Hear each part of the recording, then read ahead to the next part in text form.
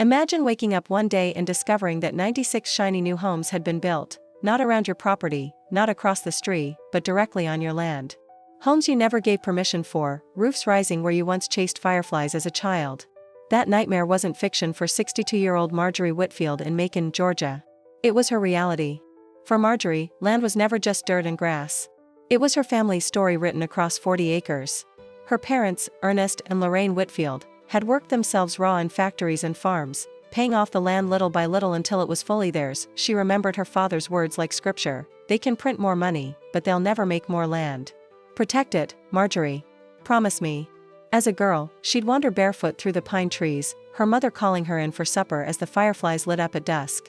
That soil wasn't just soil, it was a legacy, a promise, and a fortress. Unlike many heirs who neglect or sell off their property, Marjorie treated hers like treasure. She paid every tax bill on time. She stored every deed, receipt, and map in a fireproof safe. She even asked her old college friend, attorney Samuel Drayton, to review her title every few years. Samuel once laughed at her kitchen table, flipping through her binders. "Marjorie, you've built yourself a paper fortress. No one's taking this from you." She smiled politely, but she knew better. She had seen too many neighbors lose their land through foreclosure, bad deals, or slick developers. In her world, people with power often believed they could bend the rules. She refused to give them the opening. Her vigilance wasn't paranoia, it was foresight. Twice a year, she drove downtown to check property tax records herself. The clerks all knew her. "Mrs. Whitfield, you're the only one who still comes in person," one joked. She only replied, "I don't like surprises." That carefulness would soon be tested in a way she never imagined. Because while Marjorie saw her land as priceless, others, men in suits, armed with blueprints and bulldozers, saw it as empty space. And so, as bulldozers rolled toward her quiet acres, the stage was set for a clash between one retired school administrator and an entire homeowners association. Marjorie didn't know it yet, but a storm was about to break, one that would test her patience, her courage, and the true power of paperwork. It began with a sound Marjorie had never heard on her land before: the low, grinding roar of a bulldozer. One summer afternoon, as she turned down the back road near her property, she froze. A yellow machine clawed into the red Georgia clay, pushing trees aside like matchsticks. At first, she assumed it was county work. Maybe utility repairs. Maybe a new road. She slowed her car, watched the dust rise, and told herself it couldn't be serious.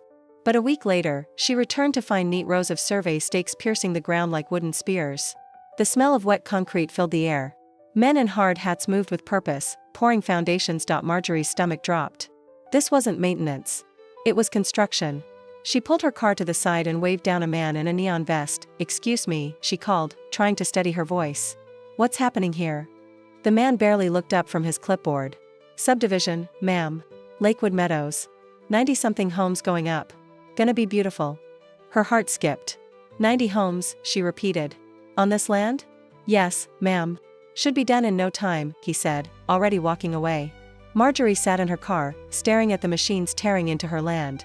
For decades, she had guarded it like a sentinel, paying taxes, keeping papers, walking the boundaries. And yet, without a word, strangers were claiming it. The absurdity left her breathless. Surely, it was a mistake. Surely someone had checked the records.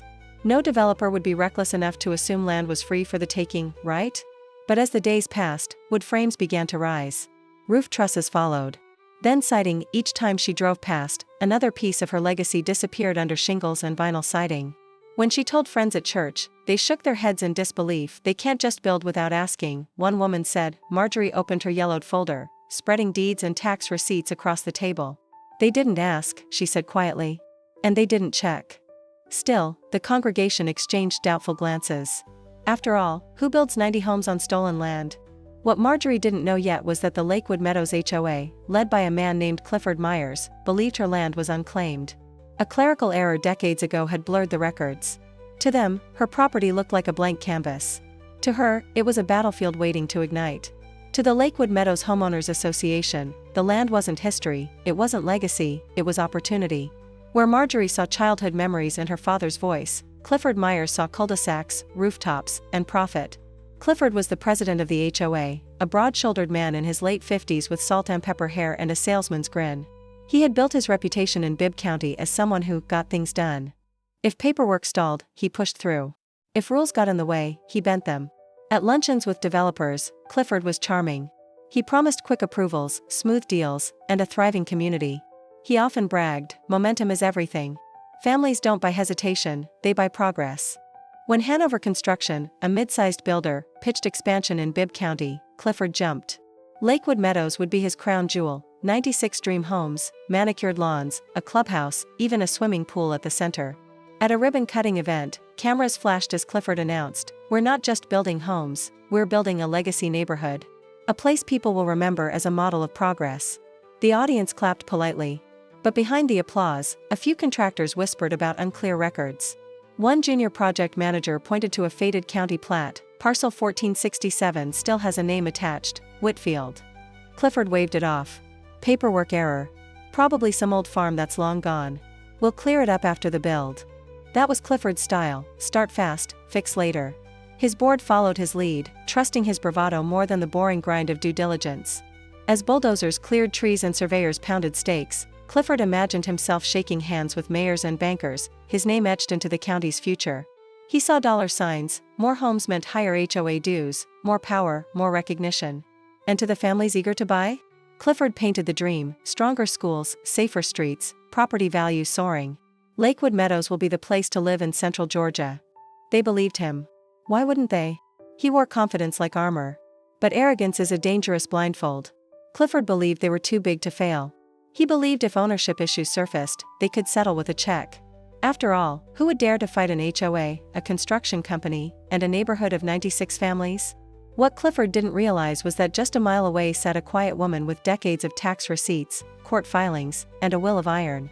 The one person they should have feared most was the very person they dismissed as invisible. As Clifford raised his glass at an HOA mixer, boasting that "land's land, and half the time it's tied up in red tape, we cut through it," Marjorie Whitfield was quietly preparing the trap that would bring him down. While Clifford Myers toasted his success, Marjorie Whitfield didn't raise her voice, didn't wave signs, didn't block bulldozers. She did something far more dangerous to him. She prepared. Each evening, Marjorie sat at her dining room table under the soft glow of a lamp. Before her lay maps, deeds, tax receipts, decades of evidence, all organized into binders with neat handwritten labels.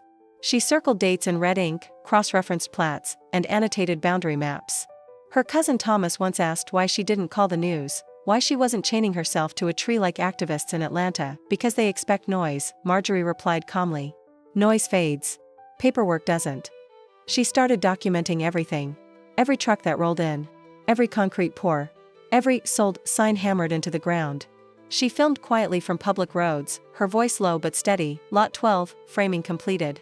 Lot 14, roof installed." To most, it looked like an old woman with too much time. To Marjorie, it was the construction log the HOA had failed to keep. Meanwhile, the neighborhood blossomed. Families arrived in moving trucks, children pedaled new bikes, golden retrievers sniffed at fresh sod. Lakewood Meadows looked like the glossy image on a real estate billboard, but Marjorie saw it differently. Every curtain hung, every flower planted, was another layer of trespass. She didn't hate the families. In fact, she pitied them. They were pawns in Clifford's game, victims of his arrogance. One evening, sitting across from her lawyer Samuel Drayton, she placed the growing binder on the table. He flipped through and raised an eyebrow. "Marjorie, this is better than discovery," he said. "You're building a case like a prosecutor." She sipped her tea. "I'm building a trap. They think I'm invisible. Let's keep it that way, until the right moment." What Clifford celebrated as unstoppable momentum, Marjorie recognized as reckless trespass. And while the HOA raised glasses in banquet halls, she sharpened her sword in silence. The storm hadn't broken yet, but it was gathering. Marjorie's silence wasn't weakness. It was the quiet before thunder. And when the first legal letter hit Clifford's desk, the noise would finally begin. The glossy flyers promised dream homes at Lakewood Meadows. But inside the courthouse, the dream was unraveling, page by page, deed by deed, tax receipt by tax receipt. The case had drawn the whole county's attention. On the first day of trial, the wooden benches in Bibb County Superior Court overflowed with homeowners, reporters, bankers, and clerks. Families clutched mortgage papers as if holding them tighter would make them real. At the plaintiff's table sat Marjorie Whitfield, calm in a navy dress, her evidence stacked neatly in a manila folder. Beside her, attorney Samuel Drayton looked sharp but steady, his binder thick with proof. Across the aisle, Clifford Myers leaned back in his chair, whispering to a line of attorneys in expensive suits. His smirk said he still thought he could spin this. Judge Patricia Long called the court to order. Samuel rose first. Your Honor, my client has maintained continuous, documented ownership of this land for over 40 years. Taxes paid in full. Deeds recorded without interruption. Yet the defendants, without consent, without verification, built an entire subdivision on her property. This isn't speculation. It's theft. Gasps rippled through the courtroom. Some homeowners squeezed their spouses' hands tighter. The defense countered with sympathy. Your Honor, Clifford's lead attorney said smoothly, we acknowledge Mrs. Whitfield's claim. But this land has been improved. 96 families live there now. To grant her full control would cause irreparable harm to innocent homeowners. She is seeking a windfall at the expense of hardworking families. Samuel whispered to Marjorie, let him lean on emotion. It means he has no facts. Witnesses were called. County clerks confirmed Marjorie's tax payments, every single year, without fail. Surveyors testified that the subdivision had indeed crossed directly into her parcel. Samuel presented maps, receipts, probate records, every piece fitting like a puzzle. When Marjorie herself took the stand, the room went silent. My parents worked their lives to buy that land, she said steadily. They told me to protect it, and I have. I didn't build those houses. I didn't invite those families there. The HOA and the builders made that choice. Now they want to make me the villain for standing up for what's mine. Some homeowners looked away, guilt creeping into their eyes. Others stared at Clifford with growing anger. When Clifford was finally called to testify, his charm cracked. Samuel's questions cut sharp. Mr. Myers, did you verify ownership before building on parcel 1467? We relied on our partners, Clifford muttered, sweat beading at his temple. So you didn't check? We trusted the information available. Trusted, or ignored? The courtroom buzzed. Clifford flushed red. By the end of the second week, the momentum had shifted. Marjorie's records were airtight. The HOA's defenses sounded desperate. Families sat in the gallery, realizing the truth they'd been avoiding. Their dream homes stood on stolen ground, and as the judge prepared for closing arguments, the county braced for a verdict that would change everything. For weeks, Macon had been whispering about it. In coffee shops, church pews, barber chairs, the same question lingered. Could one retired school administrator really bring down an entire subdivision? The day of the verdict, the courthouse was packed tighter than ever. Reporters lined the steps, cameras flashing. Inside, the tension was heavy, like the humid Georgia air before a thunderstorm. Marjorie arrived early, wearing a simple gray suit that had once belonged to her mother. Beside her, Samuel carried their binder of evidence, though by now the facts were burned into the judge's mind. Clifford arrived late, looking pale, his usual swagger gone. The homeowners filled the benches, some holding hands, others clutching mortgage folders like life jackets. Judge Patricia Long entered, her expression unreadable. She shuffled her papers, adjusted her glasses, and began, after reviewing the evidence presented, this court finds that the plaintiff, Mrs. Marjorie Whitfield, has maintained uninterrupted ownership of the disputed property for over 40 years. Taxes have been paid. Deeds recorded. Title reaffirmed. The construction of Lakewood Meadows was conducted without her consent or authorization. Therefore, the court recognizes Mrs. Whitfield as the rightful owner of the land on which the subdivision was built. A gasp swept the room. Some cried. Others sat frozen in shock. Clifford buried his face in his hands.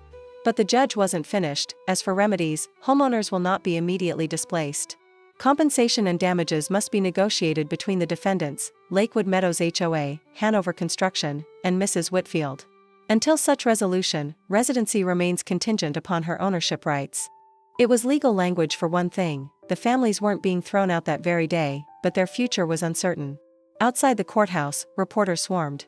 Clifford tried to push through, snapping, "This isn't over," before ducking into a waiting car. When Marjorie stepped out, the questions flew at her. "Mrs. Whitfield, do you plan to sell the land back? Will you evict the families? Are you open to negotiation?" She paused at the top of the courthouse steps. The fall sunlight warmed her face. "This was never about hurting families," she said calmly. "It was about protecting what belonged to me, and to my parents before me. The HOA gambled with lives that weren't theirs to gamble with. I did what anyone would do, defend what's rightfully mine." In the neighborhood that night, porch lights burned late. Some residents cursed Marjorie. Others cursed Clifford. But everyone knew the truth. Shortcuts had consequences. For Marjorie, victory wasn't about money. It was about dignity. About proving that silence does not equal surrender, and for anyone watching, her story carried a warning. If you underestimate someone who protects their legacy, you might just build your dream home straight into their trap. If you want more stories of resilience, justice, and the unexpected battles ordinary people fight, don't forget to subscribe. The verdict had been read, but the story wasn't over. For the 96 families of Lakewood Meadows, life after the ruling was no longer the dream they'd bought, it was survival. In the weeks that followed, the subdivision looked unchanged from the outside. Lawns were mowed, children still pedaled bikes, and porch flags waved in the Georgia breeze. But beneath the surface, the community carried the weight of uncertainty. Banks froze new mortgages. Realtors pulled listings. For sale signs disappeared, not because homes were selling, but because no one would touch them. Families who had stretched every dollar to move in suddenly found themselves trapped in houses that might never legally be theirs. At HOA meetings, the mood turned hostile. Residents shouted at each other, some blaming Marjorie, others demanding Clifford's resignation. Eventually, Clifford could no longer face them. One evening, he stood at the clubhouse, his voice shaking. "I thought I was building something great," he admitted. "But I was wrong. I let ambition blind me." The room erupted, some jeered, others demanded answers he couldn't give. Clifford stepped down that night, leaving Lakewood Meadows in disgrace. Hanover Construction, sensing their liability, approached Samuel Drayton quietly with a settlement offer. They proposed millions in damages to Marjorie in exchange for securing the homeowners' right to stay. Marjorie listened carefully. She wasn't driven by greed, she wanted accountability. Eventually, a deal was struck. Hanover and the HOA would compensate her heavily, while the families would be allowed to remain. It wasn't perfect. Some residents would never trust the system again. But it gave them a chance to rebuild their lives without losing everything. For Marjorie, the victory was bittersweet. She never wanted to hurt the families. But she also knew she had defended something priceless, her parents' legacy. Walking the property line with her cousin Thomas one autumn afternoon, she paused at one of the old iron markers buried in the ground since her childhood. "Daddy told me to never let this go," she said softly. Thomas nodded, his voice thick. "You honored him. You honored both of them." In Macon, people still tell the story of the subdivision that forgot to check the deed. For some, it's a cautionary tale about arrogance. For others, it's an anthem of resilience, a reminder that quiet persistence can topple even the grandest illusions. Marjorie's fight wasn't about wealth. It was about dignity. About showing that even when the odds are stacked against you, truth can still prevail, and maybe that's the real lesson of Lakewood Meadows. Dreams built on shortcuts may sparkle for a while, but only truth can stand the test of time. If you believe in stories of resilience, justice, and the power of ordinary people to fight back, don't just listen. Share them. Because someone out there needs the reminder today.